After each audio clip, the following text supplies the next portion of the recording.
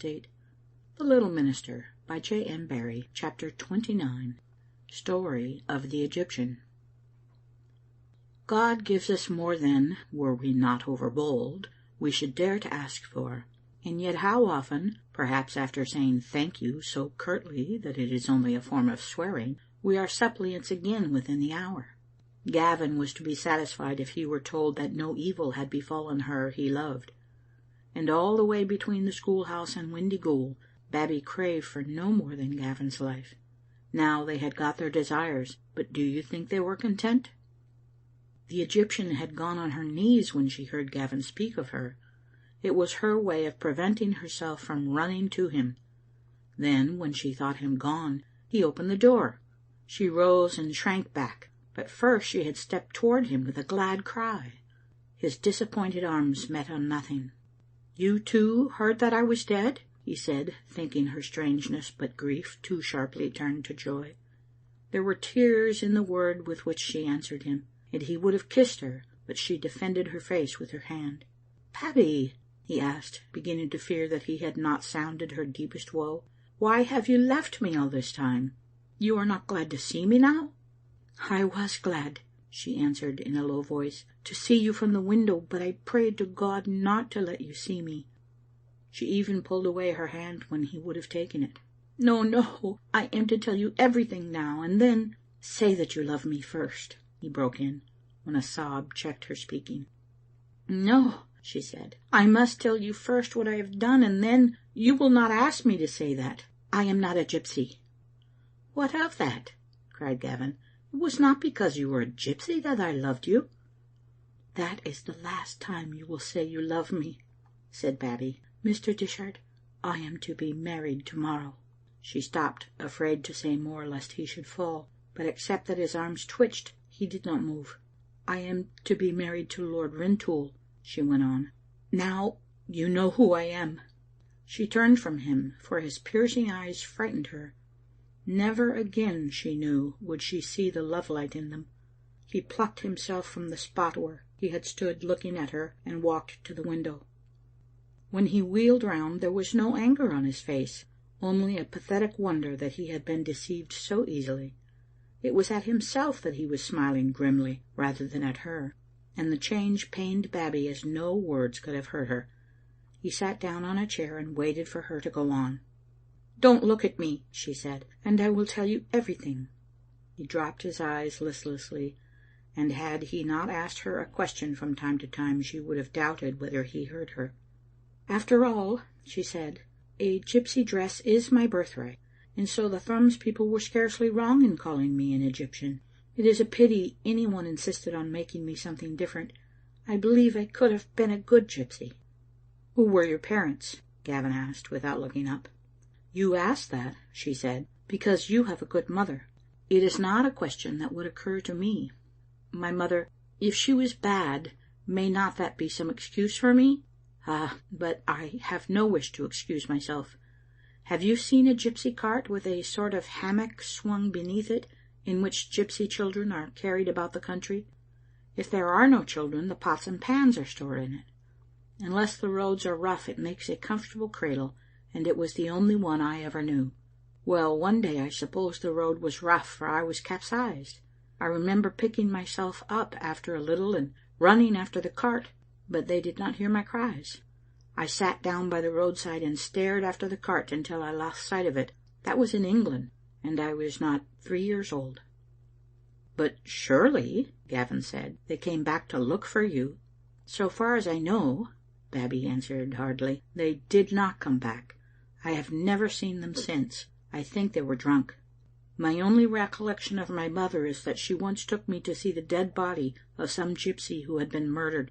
She told me to dip my hand in the blood so that I could say I had done so when I became a woman. It was meant as a treat to me, and is the one kindness I am sure I got from her. Curiously enough, I felt the shame of her deserting me for many years afterwards.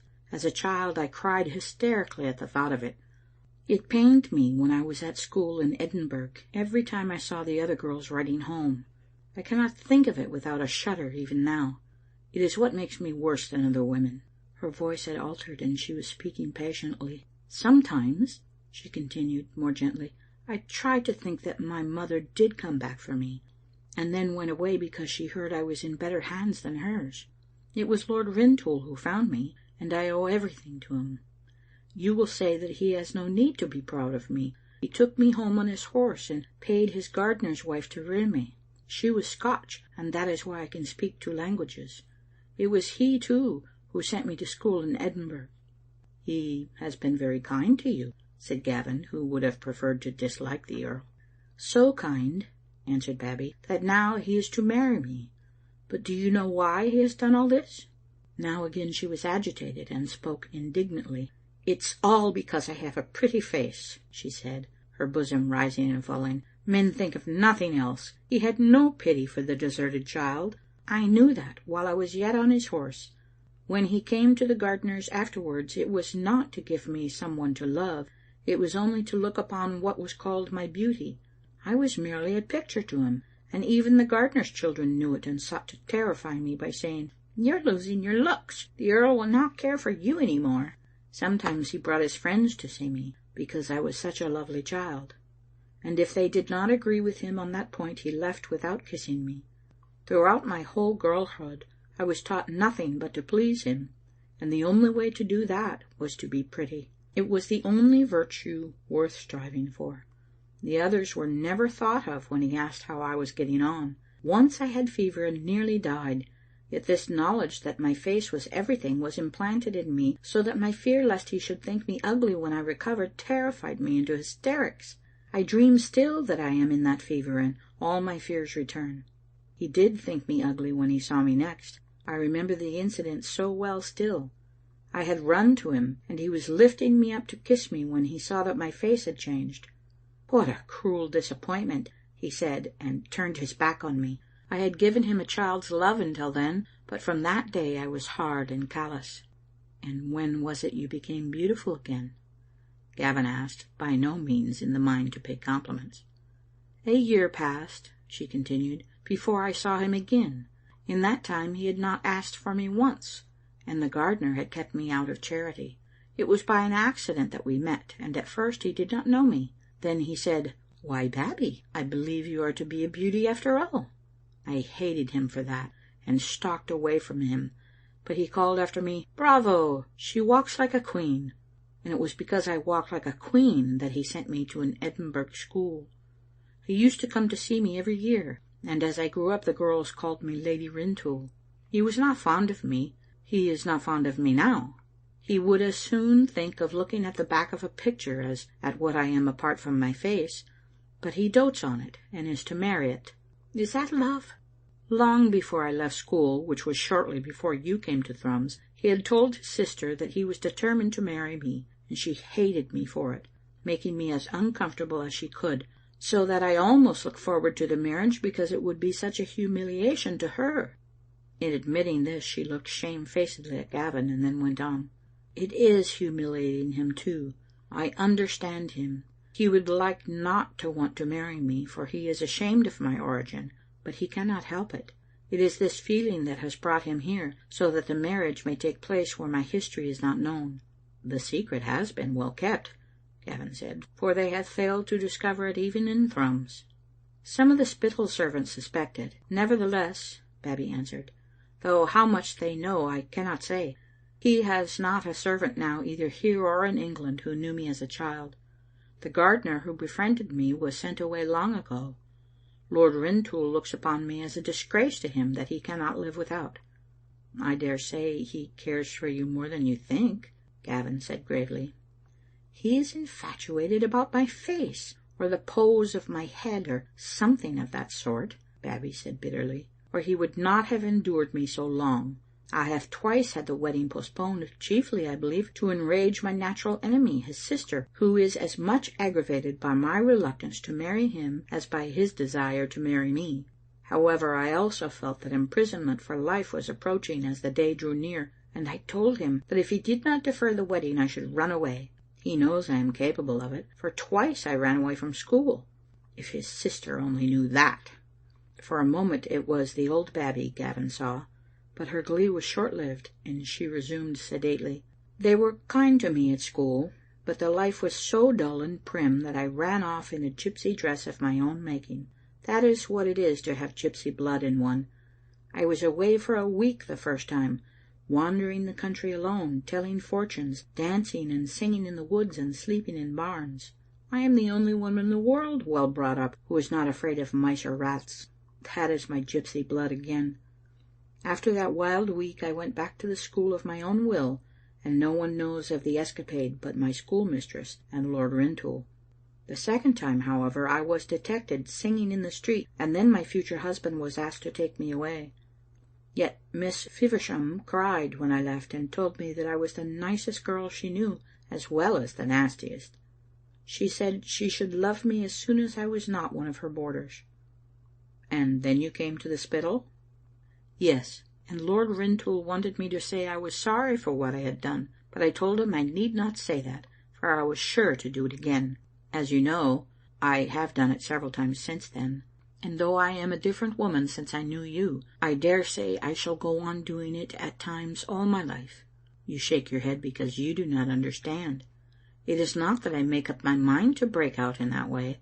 I may not have had the least desire to do it for weeks, and then suddenly, when I am out riding, or at dinner, or at a dance, the craving to be a gypsy again is so strong that I never think of resisting it. I would risk my life to gratify it. Yes, whatever my life in the future is to be, I know that must be a part of it. I used to pretend at the Spittal that I had gone to bed, and then escape by the window. I was mad with glee at those times, but I always returned before morning, except once, the last time I saw you, when I was away for nearly 24 hours. Lord Rintoul was so glad to see me come back then that he almost forgave me for going away. There is nothing more to tell except that on the night of the riot it was not my gypsy nature that brought me to Thrums, but a desire to save the poor weavers. I had heard Lord Rintoul and the sheriff discussing the contemplated raid. I have hidden nothing from you. In time perhaps I shall have suffered sufficiently for all my wickedness. Gavin rose worriedly and walked through the mud house, looking at her. This is the end of it all, he said harshly, coming to a standstill. I loved you, Babbie. No, she answered, shaking her head. You never knew me until now, and so it was not me you loved. I know what you thought I was, and I will try to be it now. If you had only told me this before, the minister said sadly, it might not have been too late. I only thought you like all the other men I knew, she replied, until the night I came to the manse. It was only my face you admired at first. No, it was never that, Gavin said with such conviction that her mouth opened in alarm to ask if he did not think her pretty. She did not speak, however, and he continued, You must have known that I loved you from the first night. No, you only amused me, she said, like one determined to stint nothing of the truth. Even at the well I laughed at your vows. This wounded Gavin afresh. Wretched as her story had made him, he said tragically, You have never cared for me at all? Oh, always, always, she answered, since I knew what love was, and it was you who taught me. Even in his misery he held his head high with pride. At least she did love him. And then, Babbie said, hiding her face, I could not tell you what I was because I knew you would loathe me. I could only go away. She looked at him forlornly through her tears and then moved toward the door.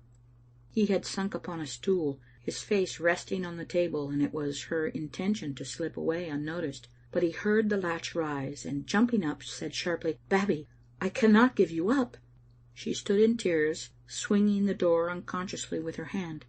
Don't say that you still love me, she cried, and then letting her hand fall from the door, added imploringly, Oh, Gavin, do you? End of chapter 29.